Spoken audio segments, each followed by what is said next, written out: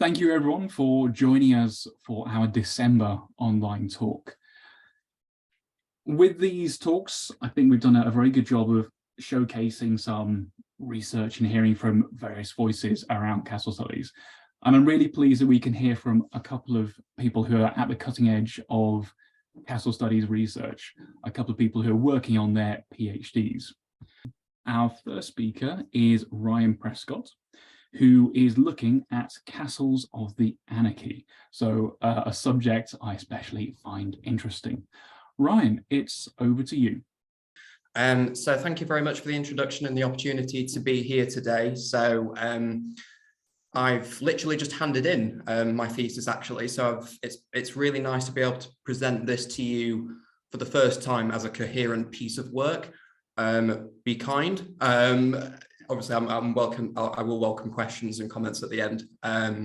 But everything is very much now finished and handed in. So I'm very much enjoying being able to look back on this and actually share with you the entire picture of what I've been working on for 3 years now. So as Richard says, my work's been focusing on the castles of the anarchy. So for anyone who isn't familiar with that topic, I'll just do a very brief introduction about what that historical context is for this subject. So obviously it's called the anarchy for a reason. So 1135 to 1154 is my period, but as I'll come on to in the next slide, I do take a bit of a broader approach to the subject material because you have to with this. But basically it's the civil war between Stephen and Matilda and the rivalry for the throne. Essentially after Henry I dies. So Stephen races to become king, and we have a civil war that ensues throughout England.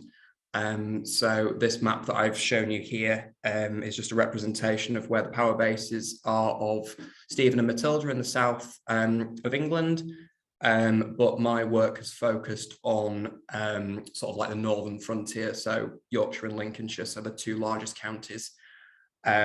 So typically we always say that it's a period of anarchy where England's basically the way in which England was ruled and governed was radically sort of altered. Castles have always been seen as sort of that symptom or the cause of the troubles of the period. So with this, I've sort of looked at those fortifications, but taken a broader approach to what maybe we can see as a castle and how people have defined them in the 12th century, but also in sort of more modern scholarship. So basically since the Victorian era, that's when we sort of started to use the word anarchy to describe this period.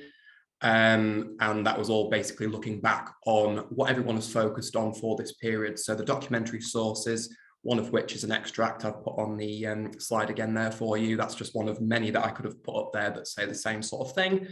They all time and time again revert back to the idea that castles, castle building, the use of castles are there to basically are used to oppress,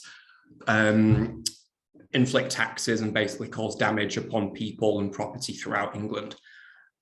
So I've chosen to focus on Lincolnshire and Yorkshire. Quite interesting again. When I went to a conference a couple of years ago when I was very much in the early stages of this work, and a couple of people were very critical of why I was looking at this region in particular. The comment being, well, there's nothing there. Quite insulting because I live there, but also there's so much archaeology in this region, as I'm sure you can all appreciate, that we are aware of, but also that we're not aware of. So a bit of a hint for what I will come on to with this subject. There's so much that happens. You've got the two defining pitched battles of the period. So Battle of the Standard 1138 at Northallerton, and then the Battle of Lincoln in 1141 when actually Stephen was captured. So, you know, there's two defining battles. A lot of the chronicle evidence as well, some of it is localized. So we've got Roger of Howden. So again, Howden it's a local source. And a lot of the key players, as I like to call them, lived and operated in this area. So you've got the likes of William of Amal, the de Lacys, and then Earl of Chester. So you've got a lot of different people, but people down the further sort of social scale as well, which I will come on to. Just to give you a bit of an insight about what my project as a whole has sort of, how it's gone about, how it's basically functioned as a thesis. So as I've already hinted at, there's a few challenges and issues to overcome with any sort of study of the 12th century. So a lot of the sort of buildings and structures are no longer with us, which is a shame. So again, an example of that is, so here we have Lincoln Castle. This is a 19th century map. But at that time, it was still visible. There was a three-sided earthwork, which was a siege castle that was actually used as part of the Battle of Lincoln, which I just referred to. This is now, I believe, a car park next to the Lawns Hospital, for anyone who's familiar with Lincoln as a city. So it's immediately just to the west of the castle that you can see today. But that's sadly no longer with us. So again, part of the issues with this subject is how many of these sort of structures and sites are we no longer aware of, which is challenging because I can't make speculations based on evidence that that potentially is there, but we just don't have. And a lot of the sites that I have been referring to throughout the past 3 years are either built upon like this, and we do know about them, or they're on sort of rural farmland. And again, I'll end this presentation on something quite exciting, which again is quite a positive side of what that means, why it's on that rural land and what we maybe can do with that in the future. So basically, it's a very challenging data set to work with. So I've had 168 sites, which I've been focusing on which I've defined as fortified, basically looking back at other sort of bibliographies and gazetteers like Cathcart King's seminal work, and sort of like the Castle Studies sort of bibliography, Gatehouse, and basically coming up with a big database of castles, elite residences, moated sites, urban defences, and also ecclesiastical sites, because very much in the reign of King Stephen, churches are often described as castles, so you can't necessarily discount them. You do have to look at them based on that terminology, but I will come on to that in the next sort of slide or so. So these buildings were basically chosen to sort of, in my view, how far can we measure the impact of the anarchy or not? So that's what hopefully I'll be able to share with you a little bit today. So this slide is basically this is what my first analysis chapter, my first discussion chapter was about, basically.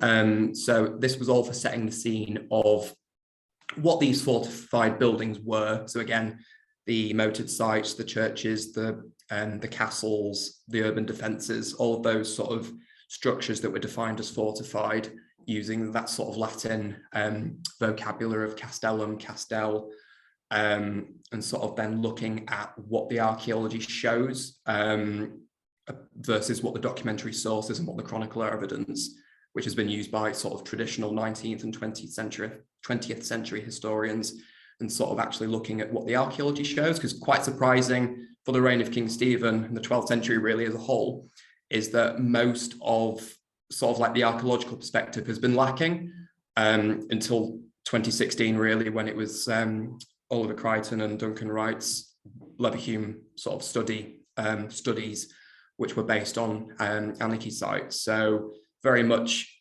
a new frontier that's opened up in the past 6 or 7 years. So the archaeology, the buildings have always been used as a bit of an extension for the people's arguments. But the archaeology, the actual physical evidence, has not really been looked at from its own merits, which I found quite surprising when I set up on this journey, considering how much there is to talk about. So again, typically for the reign of King Stephen, it hasn't helped itself in the sense that the Motte and Bailey castles and ringwork castles have always been seen again as that sort of synonymous. They've gone hand in hand with what anarchy is. So again, you think typically for this period that, you know, you're gonna want to build something that's quick, hastily built, that's potentially going to be there for a short-lived purpose, and for that reason, it must be unsophisticated. So that's sort of some of the connotations that still do remain for this period. So I was trying to show that actually that's not always the case. So for anyone who's familiar with Barrow upon Humber, so it's very much almost on the Humber estuary. There's a castle which basically was in existence by the 11th century, so it's one of the earlier conquest castles built by Drogo. But it does carry on being used into the 12th century, and obviously then becomes part of William of Mull's sort of collection of sites. So you've got Barrow, you've got, obviously he founded Thornton Abbey, Scarborough Castle. There's so much sort of in Yorkshire and Lincolnshire that he is responsible for building. But with Barrow upon Humber Castle, again, you know, typically we refer to the castles of the period simply as either a Motte and Bailey or a ringwork. But I try to broaden sort of the terminologies for, especially for the 12th century. Again, it's not new, but again, I think once you sort of appreciate that actually Barrow upon Humber had 3 Baileys. So it's, if we want to be official, it's a Motte and 3 Baileys. And it used sort of the local topography to sort of create its own stock pens, because again, it was so close to the water. It wasn't necessarily used for that classic, what you'd expect in the anarchy, at least, a period of war. And then we've moved from that with castle studies, sort of that military orthodoxy. But I think definitely for the anarchy, it still does sort of persist. But I think once you start to look at these buildings a little bit more closely and realize that, well, it's not necessarily just there for a simple transient purpose. There is a bit more complexity going on here. I don't think you can maybe just immediately put it down to fleeting notions of anarchy.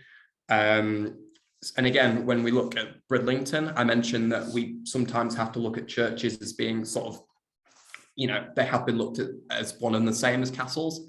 Bridlington was very much recorded in the 12th century as having been fortified by forces opposing the Empress.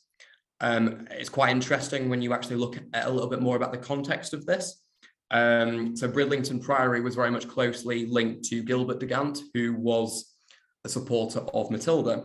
But when William of Aumale then occupied, or is supposedly occupied, Bridlington Priory, he strengthened it to sort of resist Matilda's forces, which is it's more of a slight to that side when you appreciate that actually you've got William of Aumale and Gilbert, who were actually rivals themselves as well. I'll come on to this later on, and they're on different sides. But when that priory was sort of the property of somebody else, and you've occupied it against him and their forces, I think again it's very much characteristic of this period that yes, people are militarization is happening, but I think the fact that it's been put down to the broader conflict has been overstated, and I think very much it is people doing things in their own local territories for their own individual gain. Doesn't necessarily mean that's anarchic. It just simply means that some people are being opportunistic, as people always have been. Is what I would maybe argue. And it's quite interesting when you look down into the actual historiography and how many sort of buildings were patronized during the 12th century. It's actually the quickest sort of, there's a massive surge of patronage going on with abbeys, churches and other sort of religious foundations. So some people in the past have put that down to guilt. Again, people were trying to make penance for what they'd been doing during this period, but I just don't buy that quite the same. I think again, it's just people having a little bit more freedom is what we are used to knowing about this period, but that doesn't mean that that was always necessarily at the expense of the crown. People were doing their own thing to some extent, as much as they always had been. I mean, that level of autonomy had been there because they'd been trusted to uphold different regions and different territories. So I think that brings me nicely onto sort of the power structure, which was driving all of the castle building and sort of everything else that was happening. So I think traditionally, chroniclers such as Robert of Torigni had suggested that upwards of 1,115 castles, to be precise, were built across England during the anarchy period alone. Obviously, that's a big exaggeration, but it's a very precise figure, which is always quite amusing. But these castles and other sort of structures, like, obviously militarizing a church, or whatever that sort of form of, obviously it was happening, but it's definitely not as widespread or as pervasive as what it's been made out to be. I think it's the fact that everybody's relied so much on the documentary evidence because the archaeology just hasn't been used as that sort of new perspective. You're inevitably going to come around to the same sort of conclusions. But I think it's interesting with Stephen's reign is that it's always been compared to Henry I, which came before, and then Henry II, which came straight after Stephen's reign. So looking at that broader context is something which historians have done for the past 100+ years. And for this study, it's very much what I had to do, looking at the subject material, because again, it's not that easy to pin down a castle specifically to a 19-year sort of period. But also, as I mentioned with Barrow, you have to take into account the castles that had already existed and were still in use by the time of the 12th century, because you can't just discount those buildings because they're being used. So you have to take that broader approach. So I've looked at 1066 to 1200 and focused on sort of the flashpoints in between that. But what is interesting is with Stephen's reign is that especially during 1138 to 1140, we have the creation of 12 new earldoms between that 2-year window, and a series of new powers and new honours that go along with that. And that's always been seen again as being quite a radical sort of period of upheaval, that the power structure was, then became disproportionate to that of the crowns, and that sort of then fueled, all of this. But I think when you've got a period of population growth as well, which really increases, I think it's only natural that surely you want to have a proportional increase in the ruling class to potentially oversee that as well. What I've tried to do with this thesis is draw a few more links back to William the Conqueror as well, because I think we're very much now in a period where we accept that the 11th century was a time of change, but also one of continuity with the Anglo-Saxon period. But I think that definitely isn't an argument that's extended to Stephen's reign. But I think there's definitely a few similarities that you can draw upon. So especially the idea that, yes, you've got a creation of new sort of titles and powers, but that's exactly what William the Conqueror had done. And you were promoting people who you obviously trusted and sort of trusted enough to be able to then uphold the different regions throughout the kingdom that you saw fit. That's what William the Conqueror had done. And that's, in my view, that's what Stephen was doing, albeit not as effectively, potentially. But also you've got this 19-year war that's going on as well, which is not something necessarily that William obviously had to deal with, uprisings and rebellions, but he wasn't necessarily fighting the same sort of battle. So I think you can draw a few more links there. And I think what's quite interesting here is that I've drawn attention here to Stowe. So obviously again on the outskirts of Lincoln, very much well-known Bishop's Palace there. And I think, yes, we've got the castles to rely upon in the 12th century as well. But I think it's interesting when you look at the moated sites as well, and what that sort of shows you about this period. So I think moated sites also encapsulate the same sort of concerns and aspirations of sort of England's magnates that castle building sort of also manifest as well. So I think we have a period of emulation and sort of neighborly rivalry. So I've already mentioned Gilbert and William of Aumale, and I'll come back to that in a few slides. But I think very much with moated sites, you've got that idea that potentially if you can't afford to build a castle, or your neighbor has built a moated site somewhere near you, then again, you following suit by looking at sort of the examples of which had gone before. So again, something like another castle that exists, or looking at Stowe and going, oh, okay, well, I quite fancy the fact of, it's got a moat around it. I'll do the same. I've just gained some new power and territory. Perhaps the best way for me to then realize that in society and show that I'm one of you, but also in a way in which I can afford it, is a moated site. Obviously, it's going to be cheaper, more practical than a castle.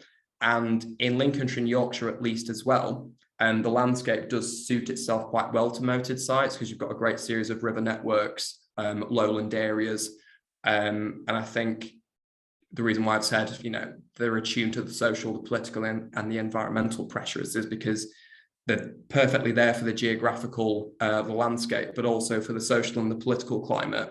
You've got this period of war that's happening, but people are not necessarily fortifying widespread sites in a response to the war, as much as they are because it's fashionable. Moats are obviously in vogue, and it's what pulls together a series of ecclesiastical sites, castles, elite residences. It's sort of that unifying badge of honor. And especially when you take into account the fact that, yes, documentary sources are lacking for the 12th century, but to give you some context about the pipe rolls in the following century. So between 1155 and 1215, the grand total of expenditure upon castle works was just over £46,000. So I think moated sites are going to be a little bit more of an attractive option to those who maybe don't have quite the same wealth and power, but still want to affirm their place in society. So two examples here again are Holme Spinney on the left, which is an 11th century example, and then Hallsbury Castle Hill on the right, which is directly in my period. So it's the 1140s to 50s, I think, when we've sort of said this one came into its own. And this is quite interesting, I think, because looking at the moated sites here, you can definitely see here Holme Spinney came with an associated settlement and then two rivers nearby. So Holme Spinney had the Trent, and Hallsbury Castle Hill had the River Calder. So again, you've got moated sites using sort of natural geography to their own advantage. But what's quite interesting with these two examples is the fact that it's unclear whether or not a castle was on these sites before the moated site existed, or if it was vice versa, and the castle then supplanted the moated site. And again, it's that idea that I don't think it's people are responding to a military sort of upheaval. It simply just represents a new period of ownership. And especially with Hallsbury Castle Hill, it was during the 1150s when it then changed hands. And then that's when it was believed that, again, unclear which it started off as. Was it the castle, then the moated site, or was it the moated site and then the castle? But that's very much when scholarship has sort of agreed that, well, this is a site that, something's being knocked down and then it's being replaced with a different structure. Because again, it's a new family wanting to put their own stamp on the area in which they're living. I think the landscape stuff has been the most interesting as part of my thesis, really. So as a whole, sort of Lincolnshire and Yorkshire, just a few stats here. It was well settled by the 11th century. So again, you've got a series of honours which came after William the Conqueror, so Richmond, Tickhill, and then Holderness, just on the East Coast. Quite interesting, I found, looking into this period as well, was the fact that relying on doomsday figures is quite challenging. But I think cross-referencing and sort of looking at the different ways in which people have interpreted that data, is it place name evidence or is it doomsday entries itself? I think we can agree upon that, especially in the East Riding of Yorkshire, you've got less than 5% tree cover. So once you take into account that you've also got a nice series of uplands and lowlands, but a lot of lowlands, and I'll show you where the sites are all sort of clustered near. I think it's quite interesting that this landscape lends itself very nicely to what you would think is a military sort of strategy. And you think, oh, you've got a lot of uplands as well. You've got, perfect topography to be able to do something defensive with it. But when you actually look at what the physical geography and the topography is like, it does show you a completely different picture. So just as a brief summary for the urban sort of highlights. So again, on the left, you've got sort of the main, so not all, because I couldn't fit on the lesser ones, but these are the main routes, the Roman roads that would have been around at the time of the 11th and 12th centuries. And my sites, my 168, all plotted there. So there's no sort of immediate sort of trends there. Something, again, that's always sort of put down to the anarchy is the fact that we've got a slackening of new settlements. And yes, we do, there is no sort of big major settlements being founded as much. during the 12th century, but we do have, first Skipsey and Heddon do see that growth. And again, they're linked to William of Amal's activity. But I think typically when you look then at the rural sort of landscape, and especially the rural, the natural geography. So obviously you've got a terrain map here, and these are the sort of, I've taken this data from the ADS, so the new project that came out mapping inland water travel. So this is quite intriguing, really, because again, you can see in this region, it would lend itself very, very much to, you typically think in the anarchy that you'd be building castles on the high ground, so represented here with the darker land. But it's very much not the case. Everything is very much on the lowland areas. These are the sort of growing river channel sort of networks. And then on the right here, you can see that growing, developing series of bridges that go along with that as well. And then you've got ferries and smaller, lesser crossings over becks and sort of local lands. But I think what's quite convincing for this is the fact that I think the sighting shows you, I guess that, it is biased because there is a trend, but I think plotting them on a map when you didn't know what the results were going to be, I think that does give you a little bit more of an objective view of where these people were putting their sites. And I think for me, you can then definitely see the trends are, well, people are putting them on those lowland areas. So when we go back to the idea of the anarchy, again, there's one of those classic sort of quotes that there are so many of, that all say the same sort of damning things about the period, that it was a period of war, chaos, people died, property was destroyed, and taxes were rife. Yes, obviously some of that is going to be happening to some extent, and especially like at the Battle of Lincoln, again, here we've got a contemporary depiction of that. But I think most of this is just happening at certain flashpoints. It's localized in both time and place. But I think you'd expect it to have been. So there's very few sites which are actually seeing that conflict. I'll skip onto that because I want to come on to the conclusions and what I'd like to sort of look at next. So I think looking as a whole, you do have to take into account, yes, castles are sort of seen as the cause and the symptom of the troubles, but I think actually when you look at the end of the conflict, you can very much see that the castles were also could be used to remedy the troubles of the period, and they were very much essential to the peace process at the end. The Treaty of Winchester, when everything sort of came to a head, and then Stephen died a year later and finally ended the whole Civil War period. But I think when you actually take into account the wider variety of buildings which we've typically seen as fortified, yes, we do have documentary evidence for, like at Bridlington, for certain sites being militarized that weren't typically castles, but back in the 12th century, they were seen as castles in the vocabulary. So I think you do have to take them into account.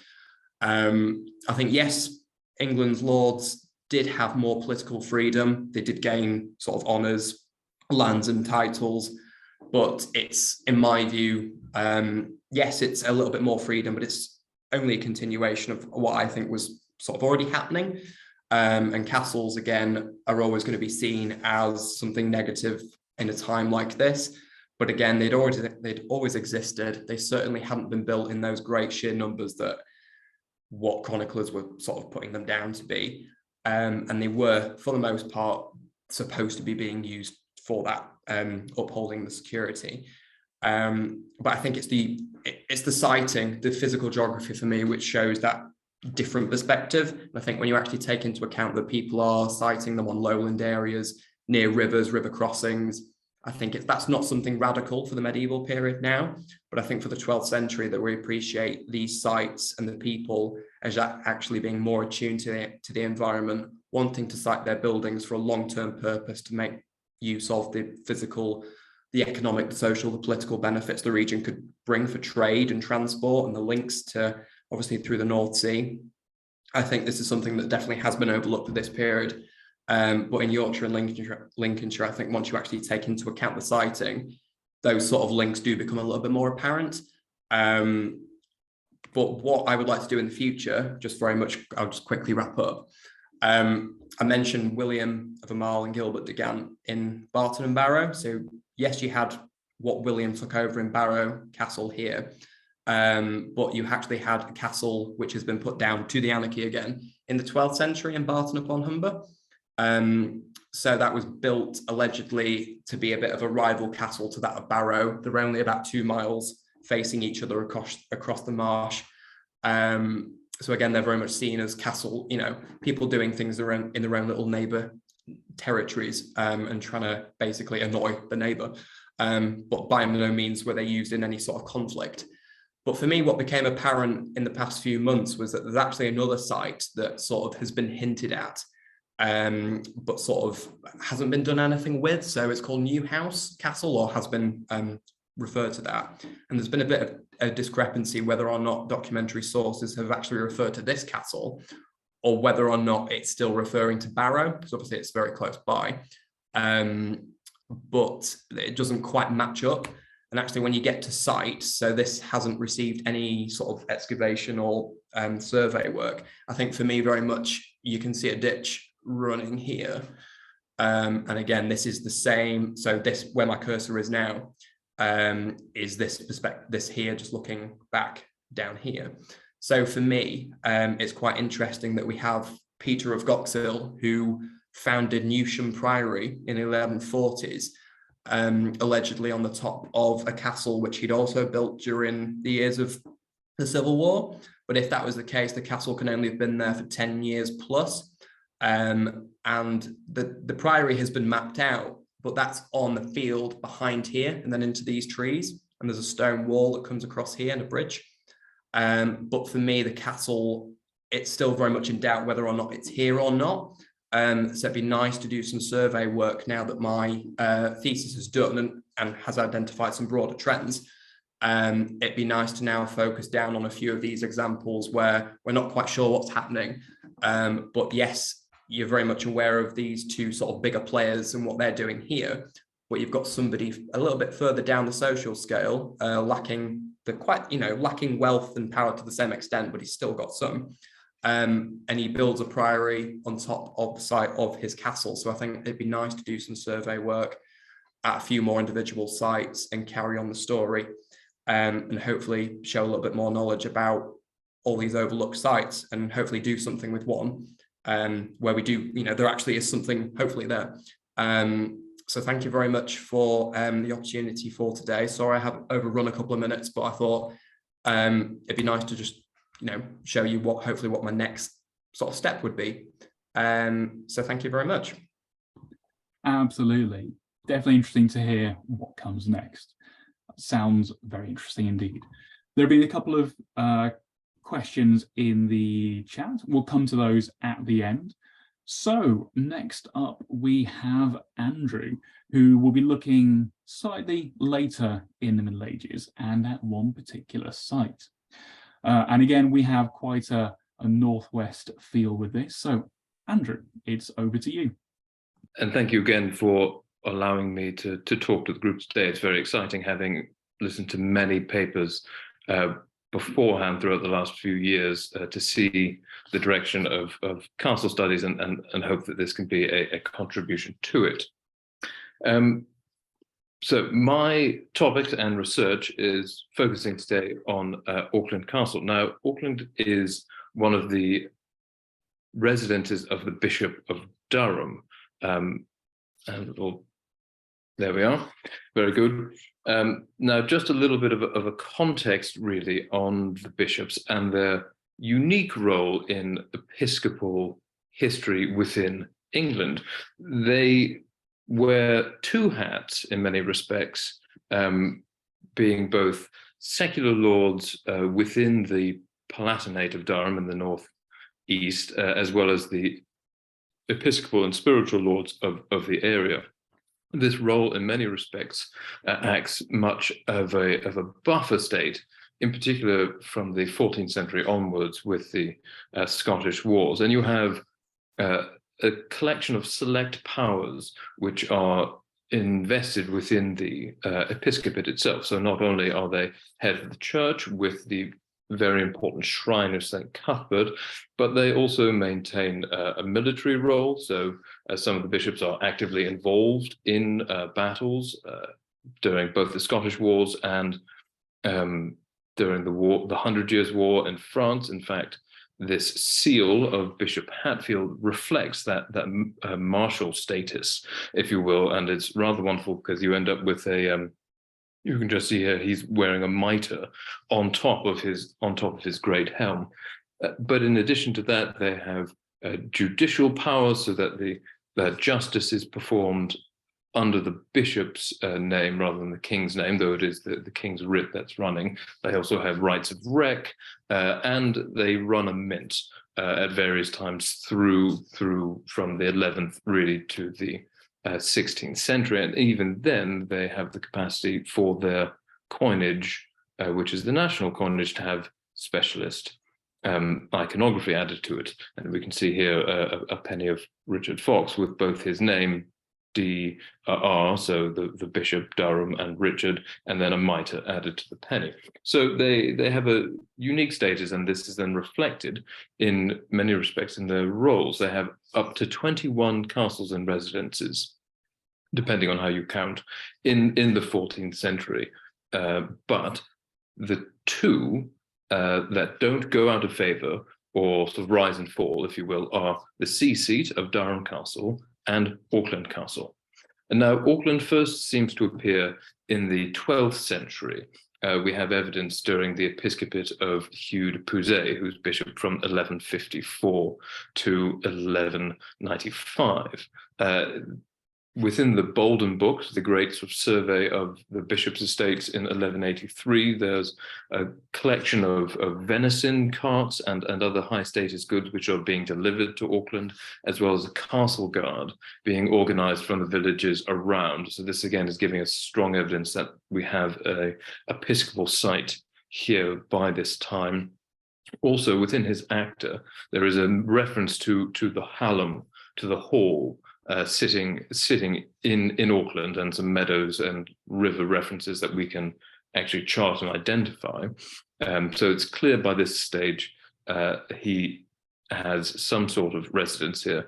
And then architecturally, the hall, which is itself now the chapel converted in 1664, stylistically has also been dated to the end of the 12th century. And you can see that most notably here within these column and pier shafts and the capitals along so. That hall, in many respects, and this is just your aerial view of the grounds itself, forms in many respects the sort of nucleus, as much as we understood, with the culinary areas of the kitchens and the larder and the pantries to the right, to the east, I should say, and then the private apartments to the west.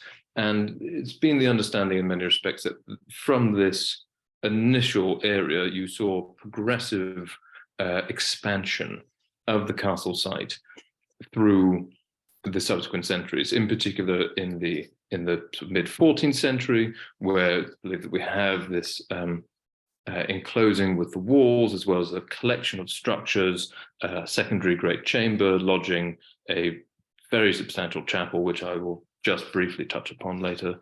Then further expansion in the 15th century, and then really taking on the footprint that we understand it to have today by the mid 16th century. And then with a significant alteration coming during the destruction of the Commonwealth, and then a refurbishment in the mid 17th and then late 18th century. And that brings us to the Auckland that we have today. Now, the castle site was taken over by a trust about 10 years ago now, and this has led to a great deal of opportunity for refurbishment funded by the Natural Lottery Heritage Funds of the interiors of the castle, which then itself has provided ample opportunity for both architectural and archaeological observation and exploration of the site, including Durham University Department of Archaeology's undergraduate field school being conducted within the castle grounds.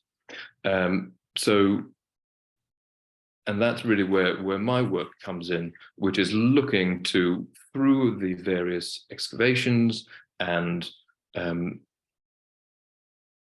architectural exploration, standing building recording, as well as examining the historical documentation to try to move through and establish as much as possible that core site narrative on how the castle has expanded, and then link it in with comparable pieces throughout the centuries. So back in 2018, excavation was undertaken on the south side of the lawn. So actually, just this is the remnants of it here, just to give you a sense of your location within the precinct. And in that excavation, there were sort of two real key things that came out. One was the identification just on the north here of the 14th century chapel built by Bishop Anthony Beck, and something I will just touch upon a little bit later on. But very surprisingly, or unanticipatedly, I should say, was the discovery of this sort of two-cell structure here.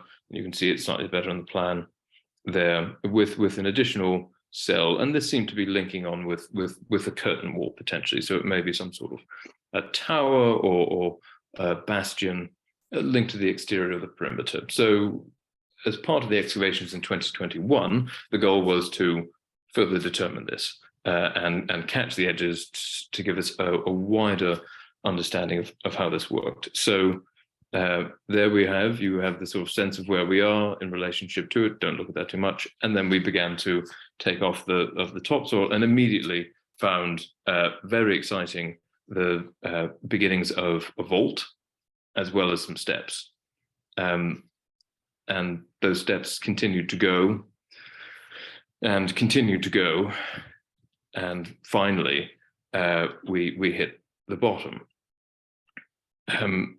And once the 5-week excavation period was completed, we ended up with this, which is a sort of aerial drone photograph of all the different features that were cobbled together. Now, they are surprisingly, or perhaps unsurprisingly, not straightforward and very complicated in their progression. And that's what I'd like to focus on today, is really how these have established their interpretation and what the impact is for a wider understanding with Auckland. So first of all, we have this collection of features here on the west side. We end up with two sort of trapezoidal battered plinths here, and they are connected by a low wall and with a revetment wall to the west. Now, this area in between, unfortunately, had been entirely disturbed by the insertion of a Victorian culvert, which smashed through any surviving archaeology, though theorized that there was another revetment wall there. And this has led to the interpretation of these pier bases essentially being a bridge with some sort of pit revetted here and in theory here and run along. There's a bit of wooden revetment that we saw left over in the soil. Interestingly, that gives you another sense of what they look like in profile. So again, you can see the semi-trapezoidal. We were looking at it from above. There's the addition. That's the area where the other wall has been entirely smashed out, and these are the connecting walls. Now, that style is again existing in lots of different places. This is just an example from Castle Acre, and you can see here on the close-up, while it's a modern bridge, they're utilizing the plan and the path of the original of these trapezoidal bases for the bridge. So that's very exciting. We now have an understanding of a bridge access heading into the castle precinct, something that had no inkling of existing beforehand. There was no reference of something like this. There's no visual indication of it on any of the later images. So that was very exciting siting aspect. Now, within the pit, it turns out there was actually change in orientation, that you originally had the pit with the revetted walls and an east-west ditch that created the boundary, which was then subsequently backfilled, and a new north-south ditch was added on. This may be cascading down the slope towards the river. From that overall plan, you could see that we were set on a promontory, but it's not entirely clear, and nor is it clear what the eastern boundary points would have been because of this structure, which I'll come on to in a little bit. Now, the pit itself was filled principally with animal bone, ceramic, and a fair amount of rather nice 14th century window tracery, including this vast piece, probably from a multi-light window. You can see the cusps here and here, and some sort of interior trefoil design potentially in the center above. Now, all of this then provides a sense of, while we have a notion of the pit being backfilled and therefore the bridge going out of use by the 14th century, there's a approach trying to understand it actually being a little bit earlier in its construction, both by the forms of the battered plinths, but also its relationship with the structures inside the castle precinct itself. So, as I mentioned, that there was a chapel here, which is established by the beginning of the 14th century, and therefore, with the bridge and the ditches running along and through this area, it seems very likely that that bridge has to have been built, and certainly goes out of commission by the mid-14th century, but it's probably in use before the 14th century. So we're looking at a 13th century or potentially even an earlier structure for Auckland Castle, and that makes it one of the earliest indications that we have for the site. So that was one half of the excavation from the time. The other half was this rather elaborate undertaking. And it presented a number of complications. You can see, even just from this aerial photograph, it's missing its lower half. This area has all been cut away. The land is significantly reformed in the later 17th century onwards, really. But also then the structure itself, as you can see, has lack of consistency. There are varying points of wall width, and there are varying points of composition. So a swift assessment allows you to understand that there's 4 compartments that we have here, this central spine wall existing. All of these compartments were subterranean. They were below the ground, and we had established ground levels both by the bridge, but also by these structures here. There's an additional compartment, which, as you can even see from this photograph, isn't keyed in at that level. So it was a later addition. The stairs themselves, and I'll move on to close up of the stairs, are also a later addition.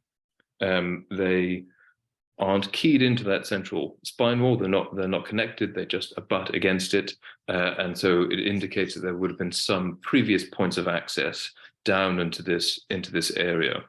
The chambers from the north, it's just out of the shot, but both these northern chambers here and here drain into the southern chambers. And then finally, the vaulting that we see are actually springing from different heights. We have very good vaulting stones here, and then on this side, it's entirely different. It is also worth flagging in this particular shot the varying points of composition. So the stone makeup of the wall to the east is entirely different to the stone makeup to the wall from the west. So these were all the problems that were presented during that phase of excavation in 2021. And the north compartments, in particular the northwest compartment, provided even greater problems for trying to understand what was going on. You can see just this image of the internal corner is entirely different than the internal corner on the other side of the same compartment. So, with all of these variables and running through a number of different approaches and reviews of that standing structure, the excavated standing structure, I should say, a number of conclusions have been landed upon, and I think in many ways they're very excited for interpreting this building. One of the key factors of all of this is that the building seems to have collapsed several times during its construction. There are, in fact, from that in the southwest corner of the northwest compartment, there are multiple phases, and it appears that they had this initial phase of the wall that they were running along up to essentially this level. This corner then collapses. They subsequently rebuild it to the original dimensions, and then the whole of the wall, this whole area here, then collapses as well. The soil matrix is very much a sand, and this probably reflects what was going on. But there are significant issues of collapse while they're building it, and then once they re-hit these levels, they're able to tie everything in with these very extensive larger pieces of stone, which are just above the ground level. In the other side of the same chamber, you see the same issues, that they don't have that initial corner collapse, but that when the wall does phase out, you have this variation between the original keyed teeth, if you will, of that first wall that they had, and the rebuild with this rather unuseful lip. And then, of course, everything is tied in at the top. Fascinatingly, this does seem to be something that's happening inside the structure when they're building it. So this is just the outside of that corner that had collapsed in here. And you can see that there's only the two phases. So they only have the original wall and then the tie-in phase of phase 4. So this is something that's happening inside. It's not running through the rest of the building, but it does seem to then be the cause of this huge extension buttress, which goes out about 6 meters and then goes down another 2.5. And it does nothing else except seem to support the existing interiors here. So when mapping all of this, now that we have the phasing complete and able to understand, we're able to then map back on and determine that what we're looking at as a whole is a huge structure. This is about 19 meters by 16 meters, not taking into account the extra 6 meters going across here with this potential addition, nor this stair block, and nor this wall over there. So it's a very, very substantial tower structure of some sort. And in true fashion, on one of the last days of the excavation that we were able to undertake in that Northwest Gambian, I was fortunate enough to come across this, which is an English jeton, which provides us therefore with a period for when that tower cannot be built before, which is very, very exciting. So this suddenly provides a greater insight to a structure we had no idea that existed in the development of Auckland Castle in the 14th century. So just in swift summary of this, because I don't wish to cut into anyone's time this evening, we clearly have a 3-story structure, at least 3, one should say, with the ground floor, the subterranean floor, and the first floor as indicated by the stair block. There may be another one as highlighted by the size of some of these buttresses to support. There's massive fails. We know that the north compartment isn't filled. There's change during the medieval period where they insert the stair blocks, and where it is would suggest some sort of gatehouse, which is very exciting. Now, within the documentary evidence for Auckland, there is mention of a gatehouse, in particular built by Bishop Walter Skirlaw. And this works rather wonderfully for the evidence that we have. This 1797 plan notes that this says, just over here to read it for you, it says, hereabouts is supposed to have been the site of the former old gates built by Bishop Skirlaw, Booth, and Tunstall. What one imagines, did they come to that conclusion when they were digging the holes through it in the 18th century potentially? So that all works very nicely, and it ties in perfectly with both the dating evidence that we're receiving from pottery, but also, of course, from that jeton and the form. However, I think there's a little bit more within the interpretation that we may be able to push forward with this particular structure. Most notably, the way that the lower levels are composed. As a gatehouse, it's one of those key areas where you're managing both the access into and out of the castle precinct. You have the notions of receiving, and there's been a great deal of work on how gatehouses are forming that linear space in between the two areas.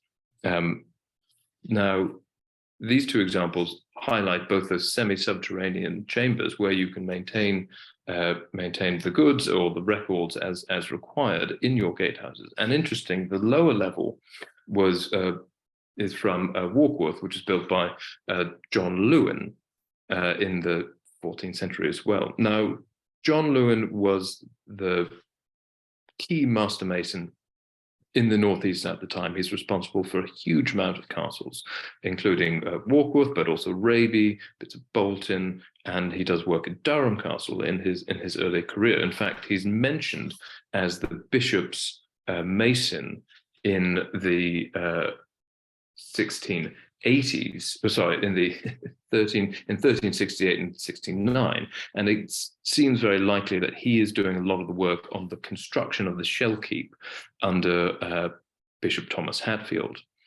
Now, it's very interesting because by 1372, John Lewin is writing to the king to get support for writs against the bishop. There's actually a lawsuit that happens, and the bishop, he totally falls out of favor with regards to working with Bishop Hatfield.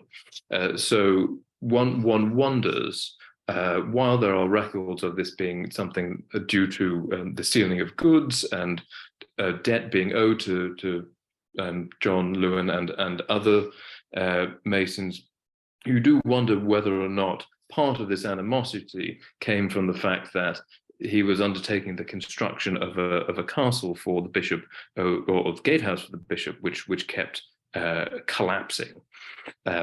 It's perhaps a step too far, but one I think is important to keep in mind. Of course, an alternative role in bringing this evidence together is the fact that John Lewin is still building castles involved into the end of the 14th century, and he could well have been employed by Bishop Walter Skirlaw later on, after Hatfield had died, to undertake this particular project. So that's just a very brief summary of the work that's been happening at Auckland of late, and some of my work trying to interpret and piece together the standing structures along with the archaeological remains and historical evidence. And this will hopefully form part of that wider understanding of the site and its evolution over those 5 centuries.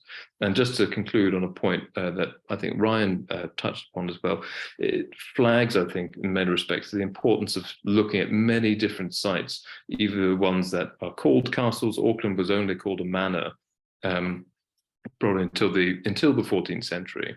And it comes into a sort of castle palace status in the nomenclature later, but that continuously reviewing these sites, which may be very fruitful for evidence and our understanding of how individuals are engaging with those notions of fortified, palatial, and high status sites in across the country.